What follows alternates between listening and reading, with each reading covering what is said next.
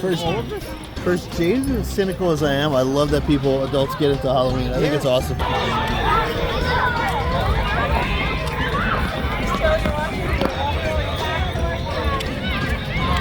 We got a fun yet, Bass.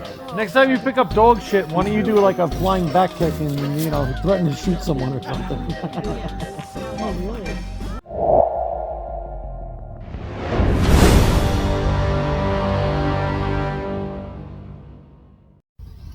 Yo, yo, yo. It's your boy BMO here. Welcome to week 9 of the BMO Report. Carl is on assignment. Well, we just wrapped up week 8 and another hell of a week in the NFL as well as the BMO. We also had a nice week of Halloween. Hope everybody got a big bag of candy. We had the Jets-Giants game this past week. That was exciting. If you were into punts and 3 and outs and just piss poor football. Here we go. Anyway, lost Kirk Cousins this week. That's a shame. Obviously, that is a big hit for anyone who is involved with that Vikings offense. Jordan Addison, TJ Hawkinson. When Jefferson finally gets back on the field, that's going to be a hit to him as well. So all around, that's going to hurt the Vikings offense. What else we got? We got Joe Burrow and the Cincinnati Bengals back on track this week. Knocked off the Niners in San Francisco. So that was a big win. Eagles continue to win. They look like the premier team in the NFC this year by far and away. Hope you have Jalen Hurts on your team. Anyway, we're going to take a quick look back at week 8 in the BMO, and then we're going to take a look forward at week 9 in the BMO. So here we go.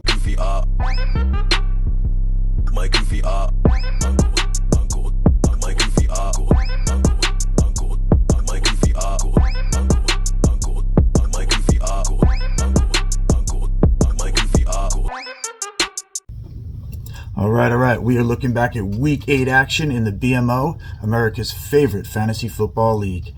First place, Heap Sop Boy had himself a real challenge this week against a testy Joe H team. But Boy had just too much firepower this week. He had big efforts from Josh Allen, Jamar Chase, and Travis Etienne, and in the end got the big win. We had Tall get 38 points from CeeDee Lamb, a huge game. He just manhandled the Rams this week, and he knocked off Gus, who now finds himself in the back end of the BMO in 14th place. Your boy Bino, yours truly, real rock fight this week versus a testy Spoonie Cadge team who is just injury riddled. But Bino got by and got a much needed win this week to get to 5-3 on the season. In our upset special of the week, the dumpster fire is red hot.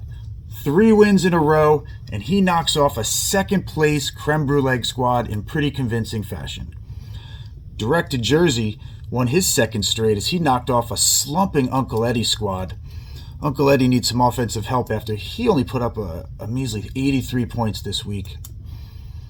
The booty filler, he got low, real low, and put up a really good effort this week against Hashim. He got another great effort from A.J. Brown, who has been an absolute monster this year, and in my opinion, probably the value pick of the first round this year in the draft. And our boy, Bosa These Nuts, he got another big game from Sam Howell, of all people, and Alvin Kamara, who after his 3-game suspension has just been a solid performer and a top 5 running back in the league. He got by Joe M., and he won in pretty convincing fashion as well. So there we have it for week 8 in the BMO. We'll see you soon.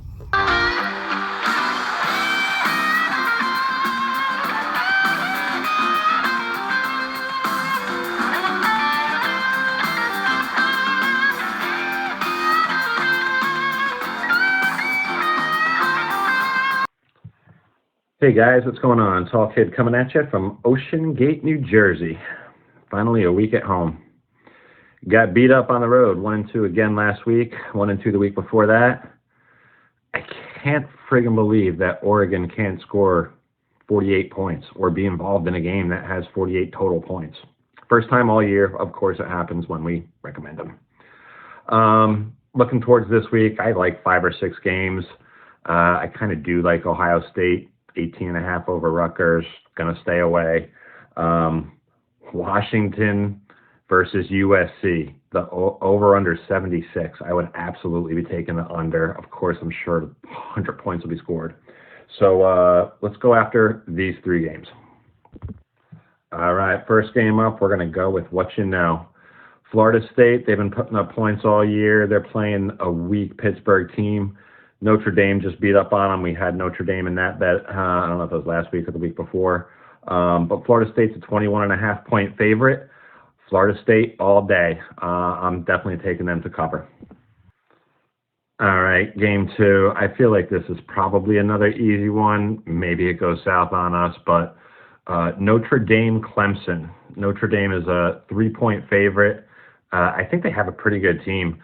Clemson sucks this year. They lost at home for the first time in like 80,000 games.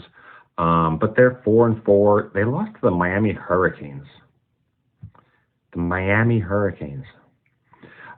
Let's take Notre Dame with 3 points all day long. Last game, we got Michigan and Purdue. Michigan is a 32.5 point favorite. Just riding this train until they actually lose or don't win us on a bet. We're 3-0, I think, with Michigan so far this year. So we're going to take Michigan, giving 32.5 points. Let's go, boys. 3-0 this week. Here we go for week 9 in the BMO. Just 6 regular season games left, and there is not a lot of room for error for some teams.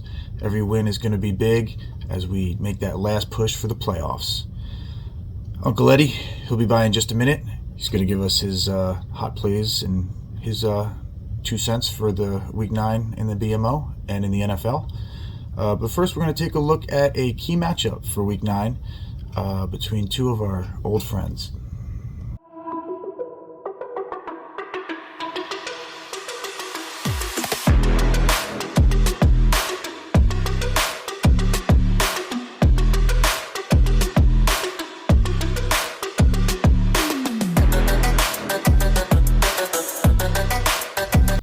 We got two friends from the old neighborhood facing off this week.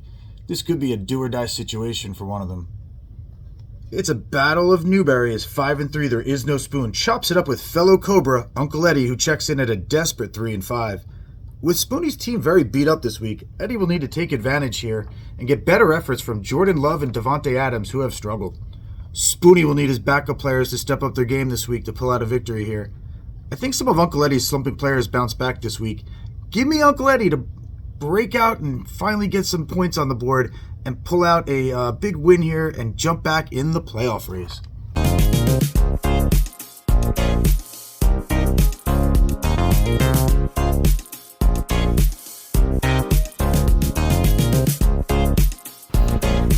What's up, guys? This is Uncle Eddie of Uncle Eddie Says. We're a little late on our report this week. Much apologies with the Halloween and normal life and it getting dark so early. It's been very difficult to shoot these, but no excuses, just apologies. It's week 9 of the BMO Fantasy Football League, and week 8 was interesting to say the least. Unfortunately, we chalked up another L on the fantasy team, and I think my team is a fucking sinking ship. Did pretty good with my picks. I can't really say much more about the Jets-Giants game, except for Joe, thank you for your hospitality, man. I had a great time as always hanging out, but I don't think I've ever been so depressed at the end of a Jets win. I guess when you make enough deposits into the luck bank, you should be happy when you withdraw one, but my God, if that wasn't the ugliest game of football or possibly any professional sport I've ever seen, I don't know what was. Picks coming up next. Guys, I also forgot to mention that today is day 1 of 10 days in a row that I have off. So expect a lot of gibberish, drunken stupidness in the group text. The first game I wanted to touch on was Joe and Hashim, Joe H and Hashim. Joe H, asking you shall receive, because, buddy, you're going to need a hell of a lot more than an Uncle Eddie jinx to win this week. McCaffrey out, almost enough said. Dak Prescott, Jonathan Taylor, He seems to be coming back, but it's not going to be enough. Hashim is 2-3 the last 3 weeks, averaging about $125. He's at full strength. Cooper Kupp, Lamar Jackson, overall decent team that's on a nice roll. I think Hashim could be a sleeper to go on a run and make the playoffs. My pick here is Hashim by 10.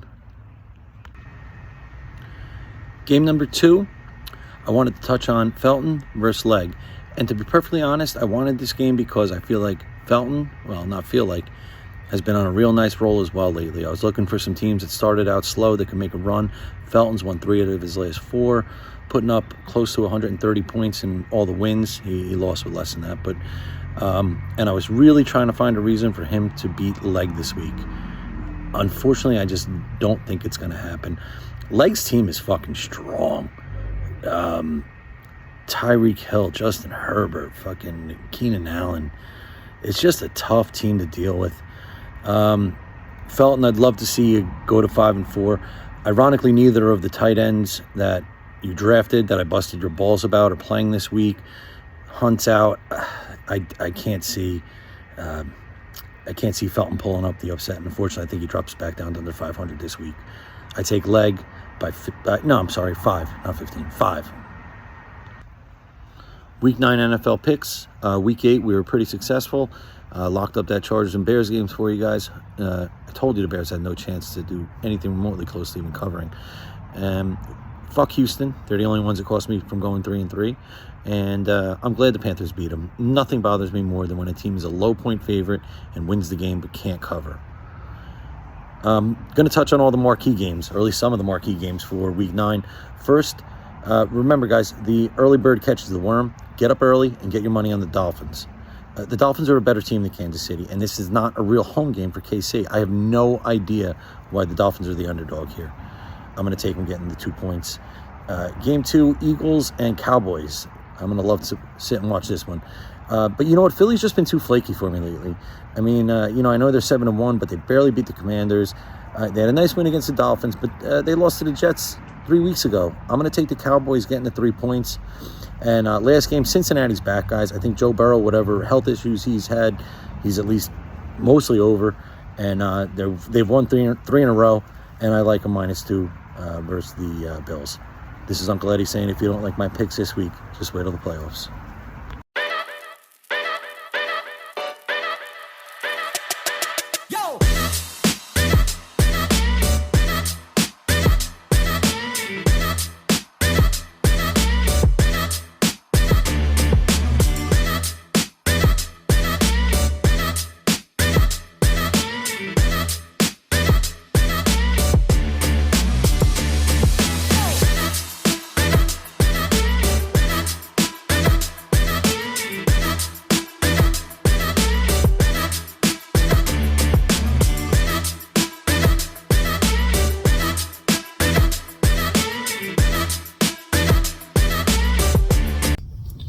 All right, that's about going to do it for Week 9 of the BMO Report.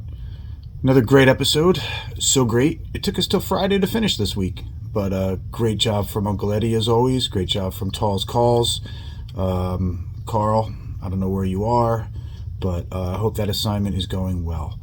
We've got some great games this week and some really bad games on the NFL slate this week. Chiefs-Dolphins started off on Sunday. That's going to be probably the game of the year. And we got Bills-Bengals on Sunday night. And we got Cowboys-Eagles as well. So we got a couple good games, and the rest are just straight up crap. But anyway, enjoy the weekend. Enjoy all the action. You guys have a great time this weekend, and we'll see you next week. You stay classy. Okay, let's go.